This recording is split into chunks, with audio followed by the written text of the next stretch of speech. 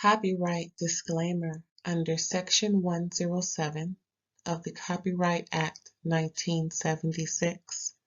Allowance is made for fair use for purposes such as criticism, comment, news reporting, scholarship, and research. Fair use is a use permitted by copyright statute that might otherwise be infringing. Nonprofit, educational, or personal use tips the balance in favor of fair use. Thank you. Now enjoy the show. Hey everybody, thanks for tuning in to another episode of RAERAEs Review, where I'm going to be talking about Love and Marriage Huntsville Season 9, Episodes 9 and 10. Let me first apologize. I'm so sorry for making you guys wait this long. Semicolon, however, comma. I had some technical difficulties with my recording device, but now everything is just fine. I do appreciate you for tuning in. Please don't forget to like, comment, subscribe, and share. I am so happy that this show is almost coming to an end. There's so much going on. Oh my goodness. Not to mention the stuff outside the show, child. Woo! If you know, you know. You know what I'm saying? Oh my goodness. Child, folks bringing folks jump off, so trying to prove points. And you know what? In the words of Lanithia Leaks, you never win when you play dirty. What's up, aunties and unks? What's going on, everybody else? We're going to get into this review. Now, bear with me now. You know, I had a lot to say about these reviews for Love and Marriage Huntsville, plus all the hoopla about who ain't coming back to the show and the production. For me, and on every reality show, for me, production ain't about the pot nor the window, because they're painting a narrative for us. And then, of course, this is the age of show receipts. This is the age of question everything. So it's like, we see what you're giving us. Of course, it's, you know, true and authentic, but because they chop and screw and copy and paste and rearrange things to form a narrative, it's hard to trust production. I think we need to start demanding that production give us the true, real life story, and cut and paste as, instead of chopping things up and putting it over here and making it seem like it's going up. No. If that's what they said, let it be what they said. Don't add on what they said last week or last year, or, you know, to put it in just so it can sound better, look better.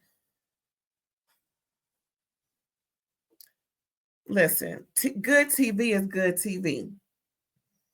And as long as they're, you know, pretty much lying about the reality, it's going to be an issue. You know what I'm saying? So we're going to really need for them to either get better at it or just tell the doggone story as it unfolds.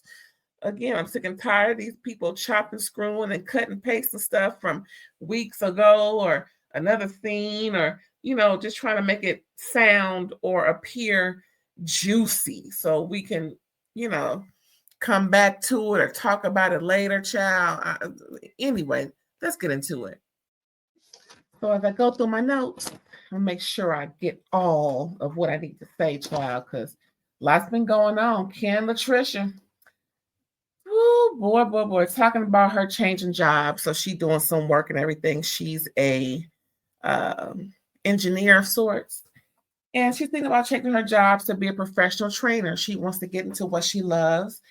And it just may be something for her, you know, but I hope that she has her business plan and, you know, she got it all worked out, because, girl, you're going to have, girl, if you got some clientele already, that's more than what she needs. Really, that's pretty a confirmation in my eyes, because you can't start off being a professional trainer with no clients. Girl, I hope you got all your ducks in a row, boo boo. And Ken is really behind her. And then he started talking about, oh, yeah, we can do this, we can do that. I'm like, wait a minute, Ken. Again, you just start stepping in, trying to take over and do for when, I don't know, he just seems like he's doing too much. You know, this is her dream. This is what she wants to do. And this will be her business. I didn't hear her say for us. She said she wanted to change her profession and do something for her business. I don't know. Like I said, even before when we start learning about him and through conversation, he always likes to, I don't want to say make excuses, but he likes to, talk for her and somewhat make excuses for her. Oh, well, she's like this, so it's going to come out like that. And I'm like, wait a minute. She a grown ass woman. She should be able to speak for herself, do for self. But I understand that there may be a deficit there, with her, trying to find her voice and trying to learn how to talk right, not talk right, but express herself in a more adequate or apropos way. But he can't do it for her. And, he just automatically starts stepping in. I'm like, wait a minute, girl. Then they go into the graduation party and they mention how the baby daddy, Marques, was there all weekend but didn't come see his kids. Ooh. And then he's like, well, the paperwork all done and everything. She's like, yep. And he's like, so, we ready to get married? She's like, she needs more time.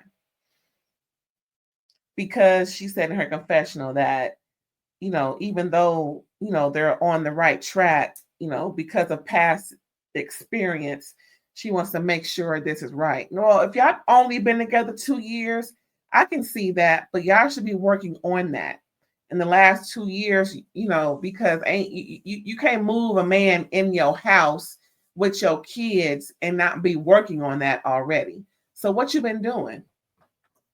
Latricia, you watching, listen, watching. If anybody listening, watching, listen, no, Latricia, have her tune in. We at the what? Roughly 7.5 minute mark, 8 minute mark. Latricia, what you been doing these last couple of years, going on 3 years? I mean, you just shacking up with some dude, not really, working on your future. It sounds like it.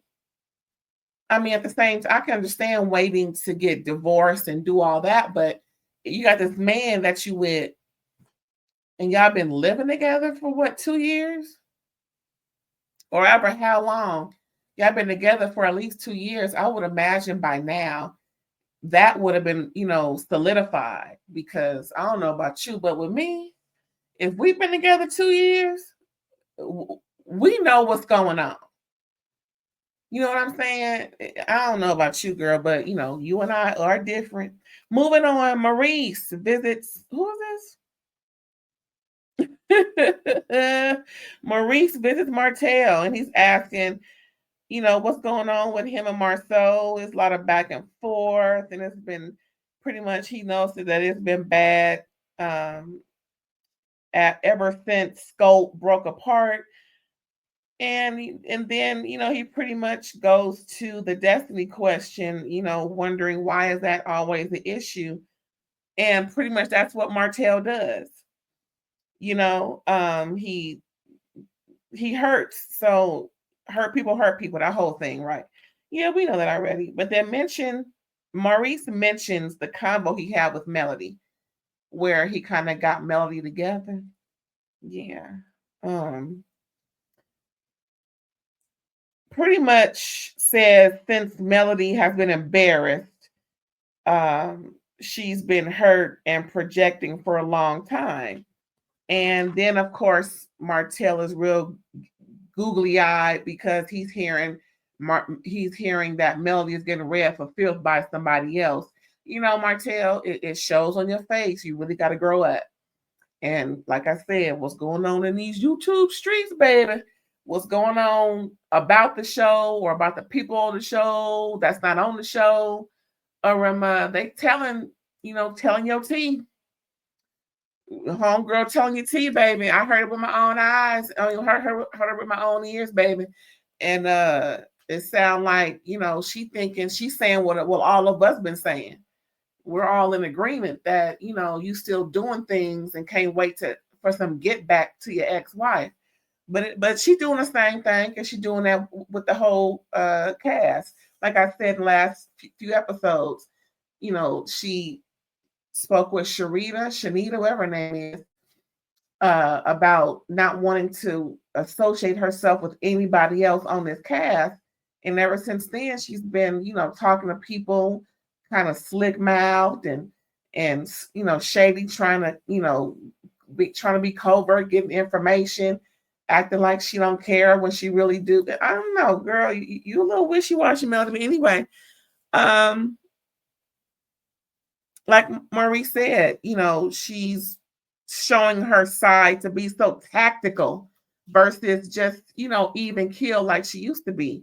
But, when a woman's fed up, I hate to say it, but, that song, it kind of, told a true story.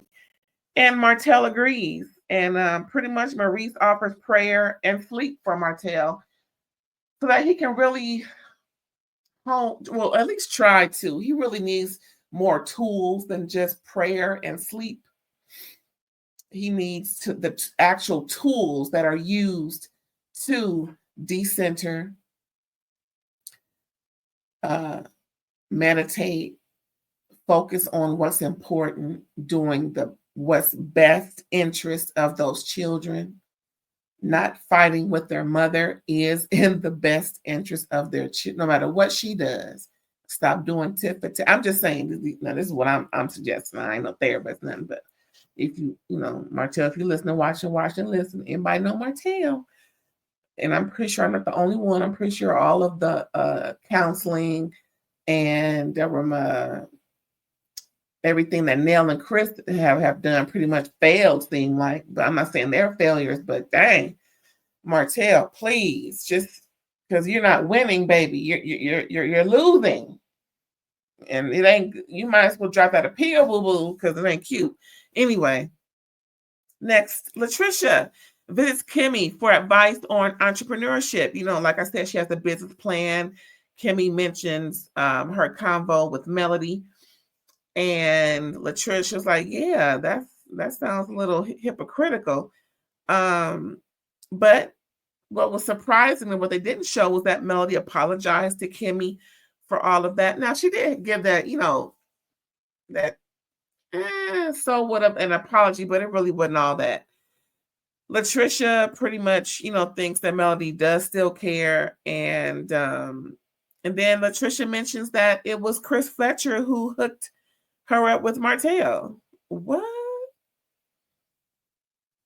Talking about it's all Chris' fault. What? And that if she goes to the open house, it will be awkward because, it's going to come out. What? Girl, Chris crossed some boundaries. Seem like, well, we going to figure out what's going on in this hookup.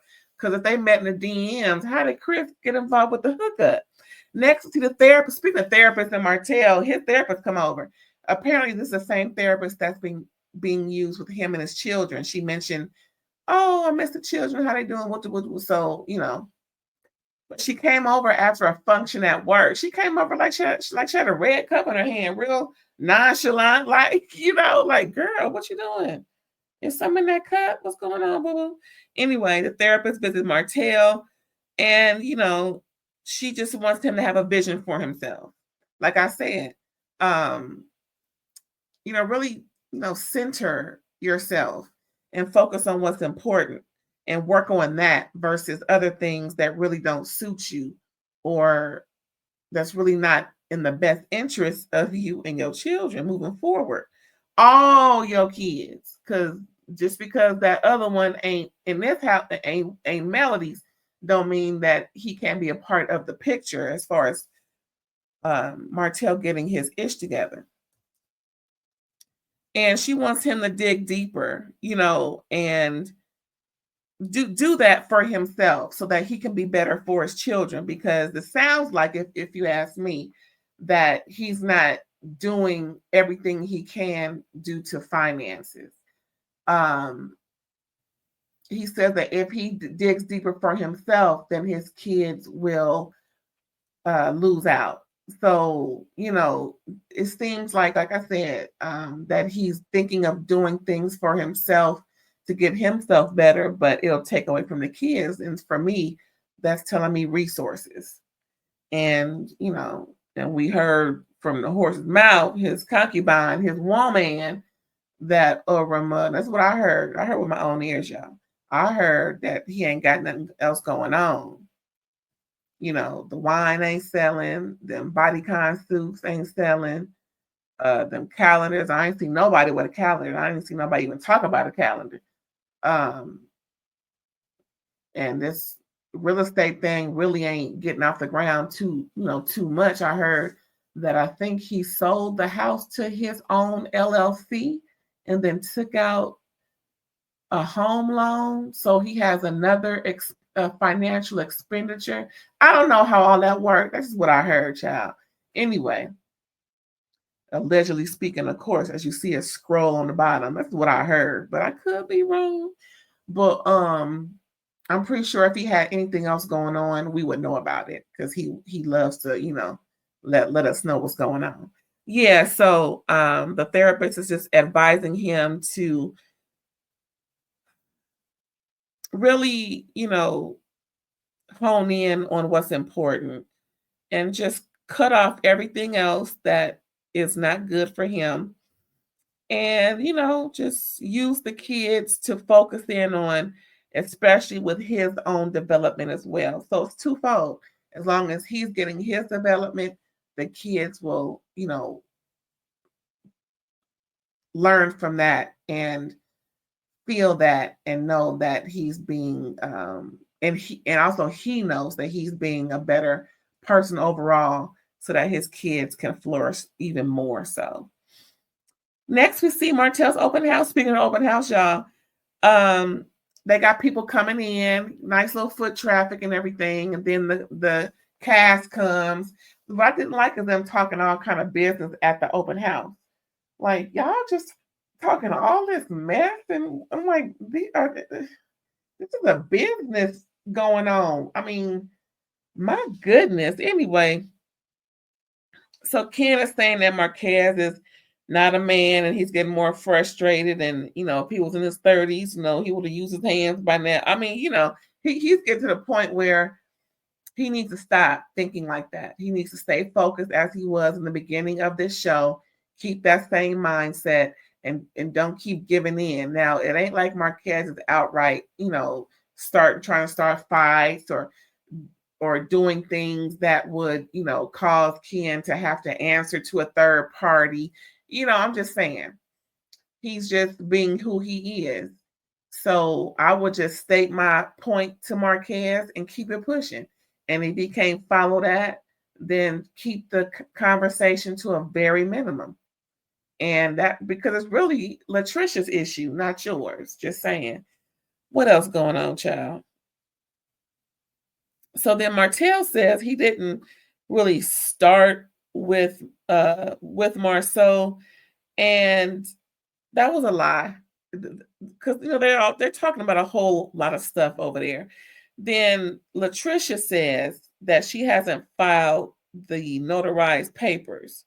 Why not? What is going on? Is this something that they're not telling us? Because she sure was, feeling herself at that graduation party. Well, I notarized the paper, so let's toast to that. Whoop de whoop de whoop. Girl.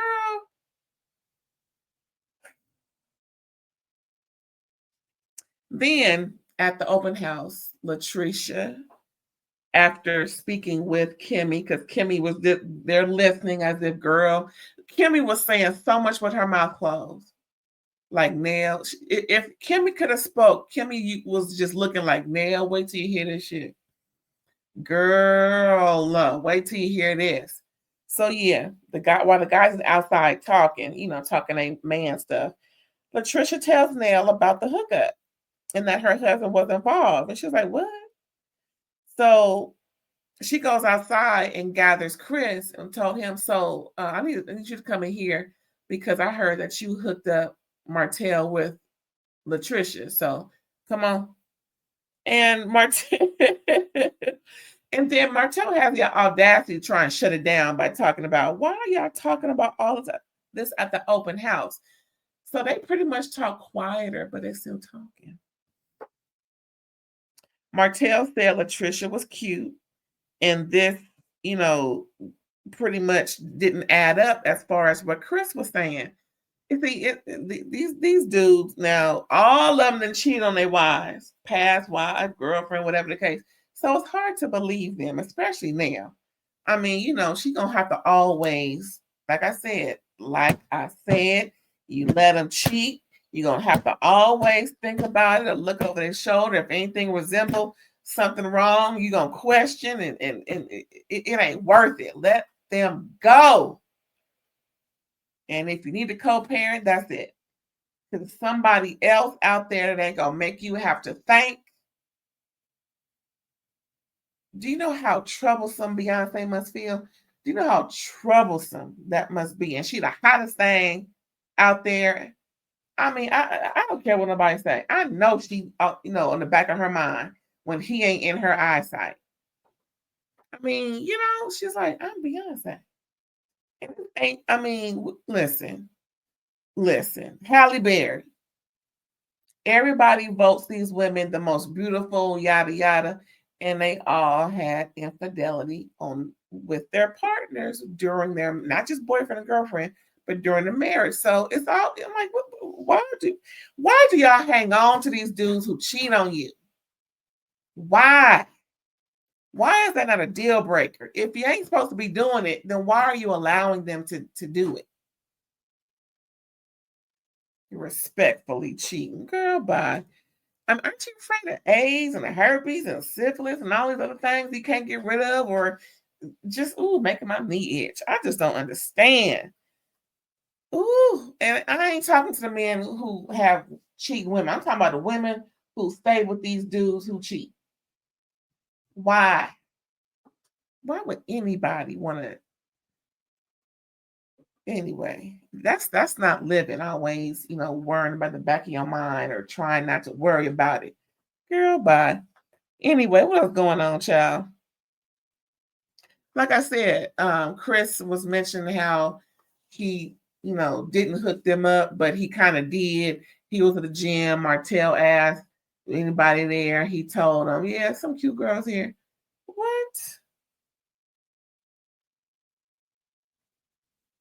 Then they had a flashback about Chris lying at the bowling alley. If you caught that, I know you watched it by now, but if you don't recall, when he was telling that lie at the time, like present day, the flashback of Chris lying at the bowling alley when Chris and Martell was talking about Latricia. Chris was acting like he never knew the girl. See, right there. See, that's the one good thing about production. They're gonna bring up a receipt. Yeah, I wonder how he get out of that, if he has got out of that. Anyway, that was it, child, for episode 9. Was it episode 9? 11 Marriage Huntsville season 9. And we'll come back for episode 10. Hey, y'all. Thanks for tuning in again. Thank you for staying around. This is season 9, episode 10 of 11 Marriage Huntsville. Now, this was really simple, right? Nell was really getting into Chris. They went to the pizza place, right? And Nell brought the fact that Chris, well, first of all, they was just trying to shoot, just, have a little small talk, but they was really there to get into the business of why is Chris being named as somebody hooking up Martell while he's still married to Melody, and they supposed to be mentoring and carrying on. So Chris, they're eating pizza with a fork, child. Have you ever ate pizza with a fork? Baby. Anyway, so, they talking about moving his brokerage and everything. Lance doing the construction and the brokerage to make sure it's all up to par the way he wanted. But like I said, Nell trying to get in, figure out what the hell's going on. So Chris pretty much said he did not hook up Martell with Latricia. But it sounded like he did. So I'm gonna tell you what Chris said, right? In a nutshell, Chris at the gym. I think Martell called him. You know, what's going on? Where you at? I'm at the gym. And we find girls there. The first thing Martell asked him. Chris was like, yeah, you know, some cute girls here. And then Martell's like, really? What they look like? He said, well, you know, they're cute, whatever. So then Chris said, there's one girl in particular, I think I know her. Her last name is such and such. She may be related to me. And, you know, her last name is Woo. Then Martell found her on Instagram and then DM'd her.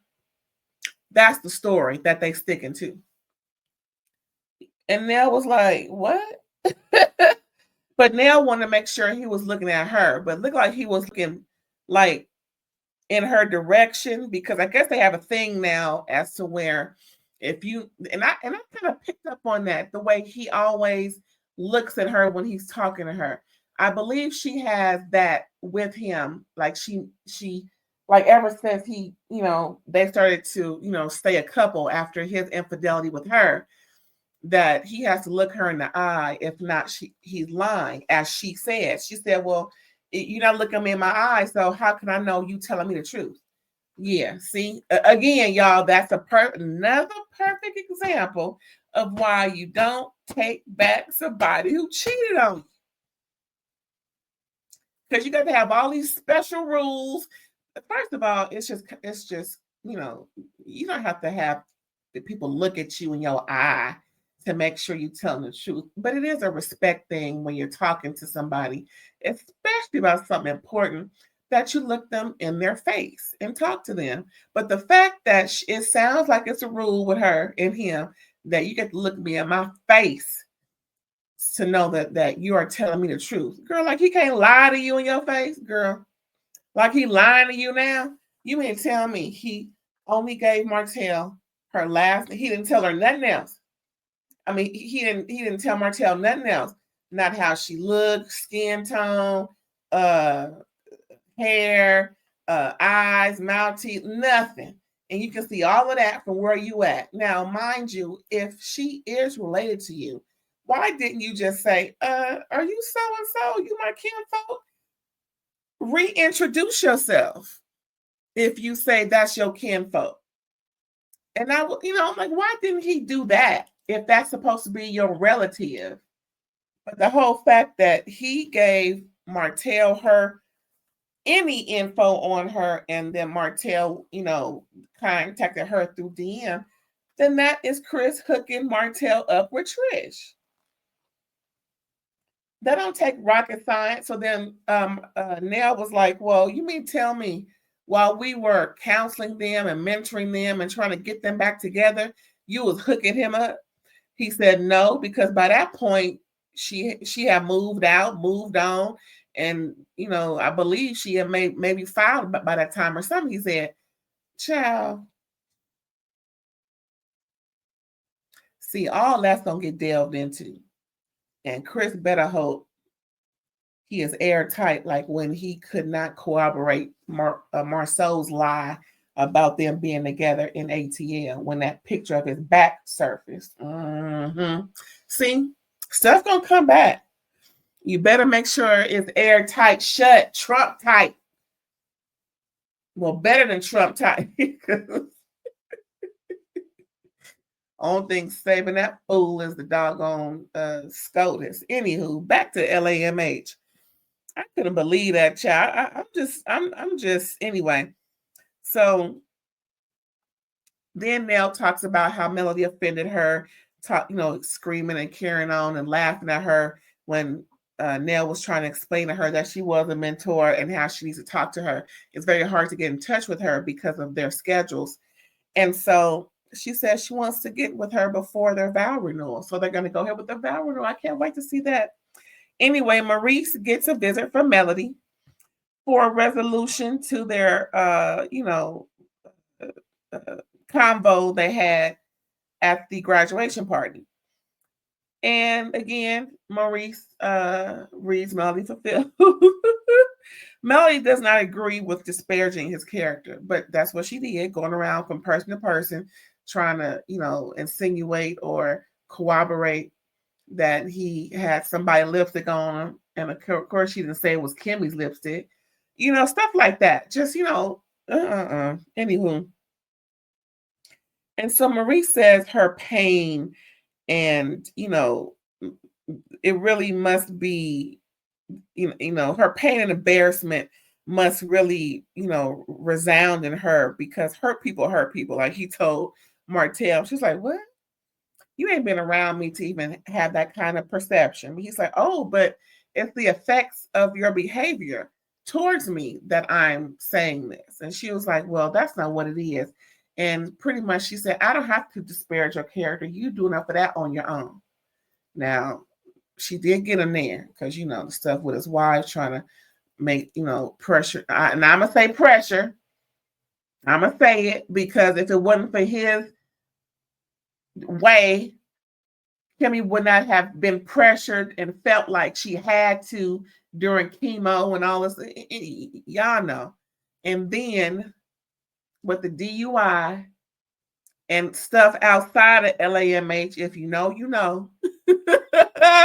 Child, I swear these folks got some stuff going on outside this show. Too bad they can't talk about it on the show, child. If you know, you know. Just look him up on YouTube, child, and you will know what I'm talking about. Anyway, so she was highly bothered, moving, twitching, and carrying on in her seat and switching her weave around, trying to make sure that he understand her and shaking her neck. And he was just sitting there listening, like, like calm people do who ain't got nothing to prove. Mm-hmm. And I agree with him. I agree with everything he said, because it was obvious she was very bothered. And yes, she was going around, talking bad about him, because like he told her, you don't know what transpired. You were not there. And the fact that the DUI was dismissed is little proof of that. So you think she's going to apologize? I don't. Anyway, so he says her past is minimized and she hasn't really fully got over it because of the her behaviors now. And then she said, well, one thing I was bothered by then was how you laughed and didn't take seriously the things that were done to me when it was presented to you as if it was funny. Then he apologized. And then she gave him a fake apology right after that. Girl, you and your apologies, Melody, you a little disappointed. I don't know, girl. I mean, you may have, you have been done wrong, but like I said, in the words of Lanithia Leaks, hey, we know what Lanithia said. Anywho, that apology was fake from Melody. Anyway, next, Chris meets up with Marsau and Marques. So pretty much Chris and Marsau was trying to get Marques to see things in a better perspective and to be a man about it, because everything Marques was saying, Marsau and, it was like good cop, bad cop in a way. Chris was giving him words of wisdom for him to think about in relation to how his behavior is and what it looks like. And Marsau was the bad cop, just letting him know, no, that's a lie, that ain't true. Because if you're gonna leave your marriage, you never leave your kids.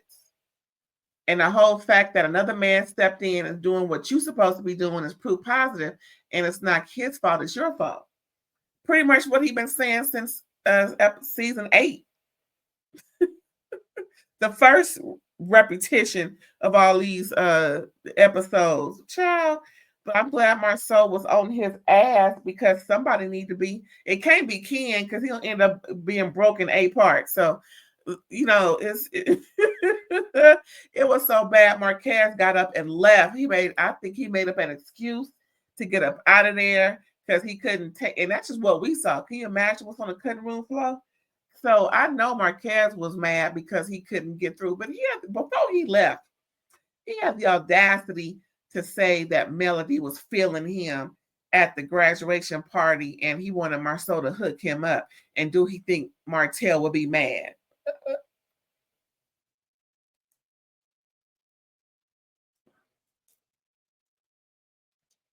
That long pause says a whole lot, don't it?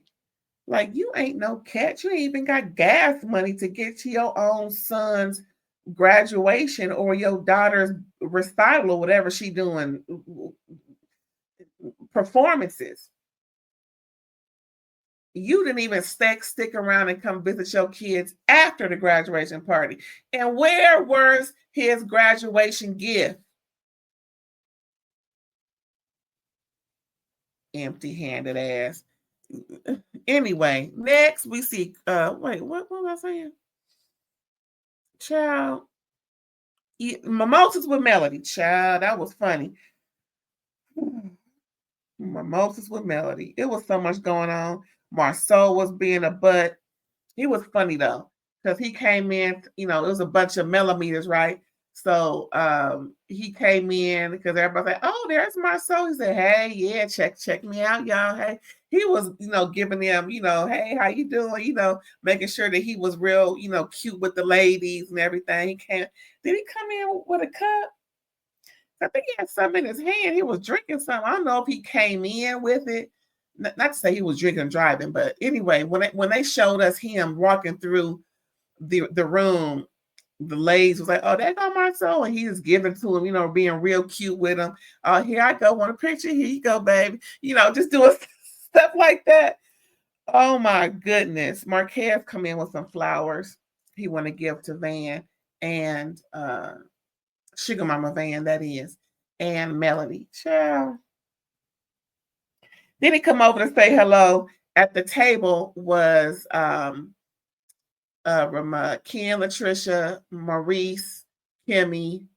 Who else was over there? I forget who was at that table. Anyway, he came over to say hello to Ken and Trish and Latricia. Ken and Latricia really wasn't trying to talk to him, as you can tell.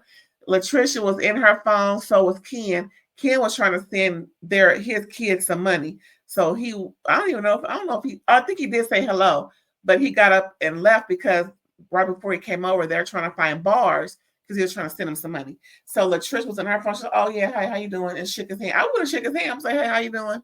We ain't got to touch." For what? Don't touch me. You got that bad juju.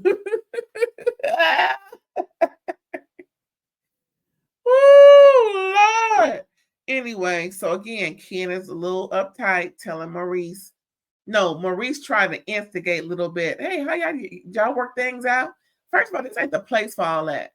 Maurice, did you work your DUI out?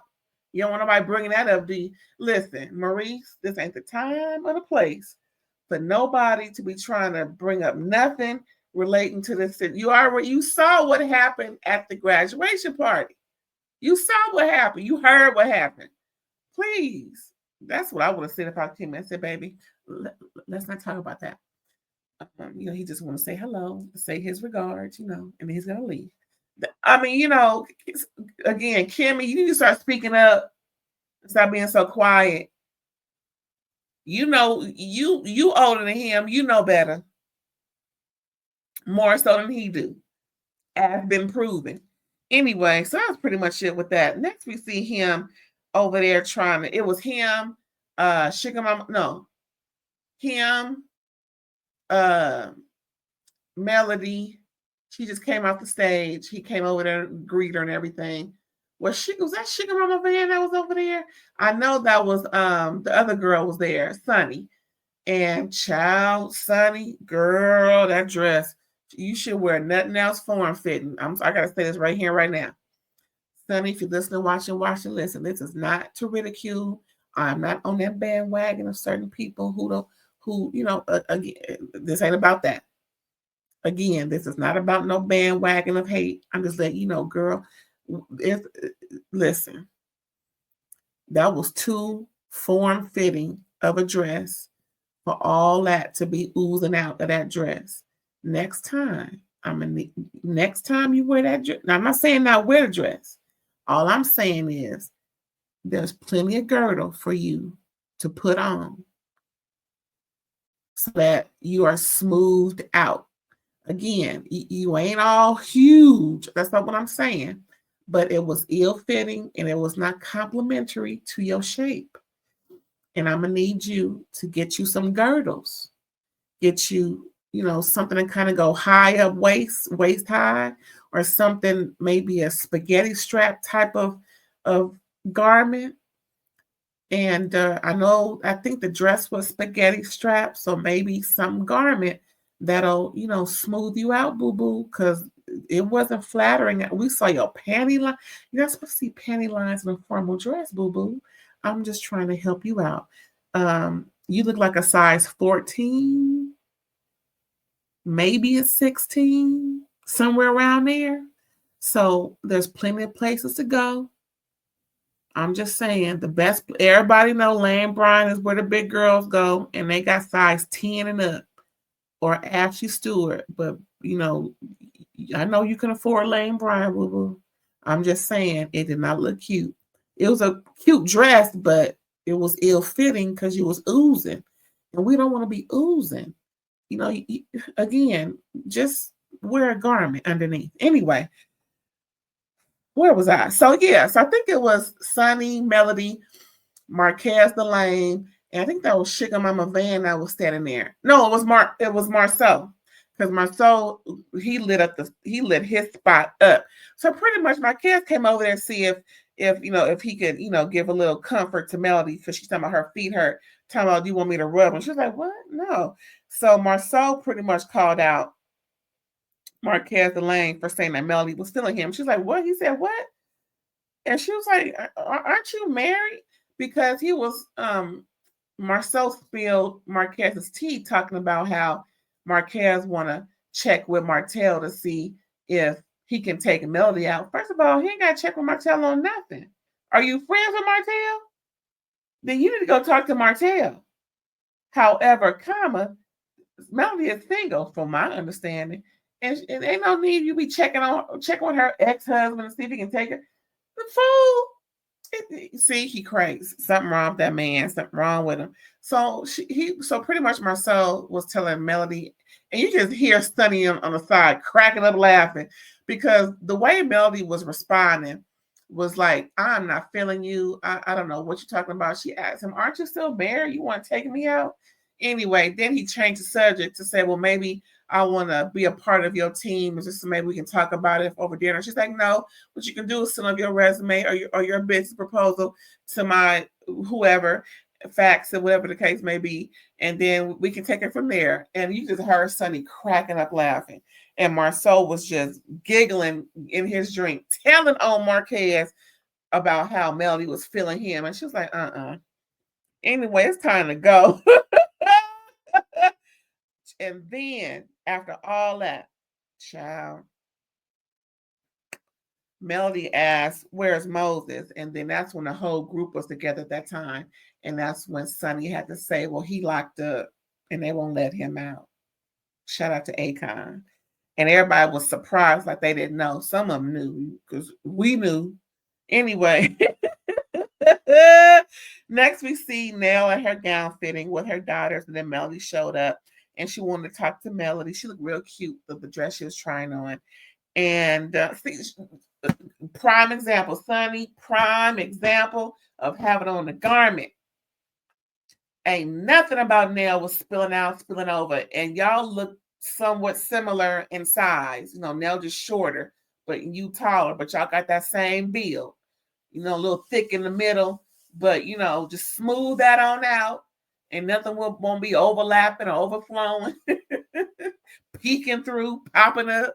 I'm just saying. So anyway, Nell wanted to get something straight with Melody about how discarded she felt and how discredited she felt and how offended she was. And Melody pretty much let her know, well, it's been such a long time. She said, Nell was like, listen, regardless of that, it's how you made me feel with all that extra stuff carrying on and whatnot. And so Melody apologized, and I'm glad that she did, because, it was just really trifling to even, respond in that way. And then they pretty much made up real quick. And that was it, y'all. We're going to find out next weekend coming up what's going on in Huntsville, Alabama, baby. And that was it. Thank you for tuning in. I appreciate you. And I hope that you come back again. Don't forget to like, comment, subscribe, and share. On my way to 500 subscribers. All right. See you later. Bye.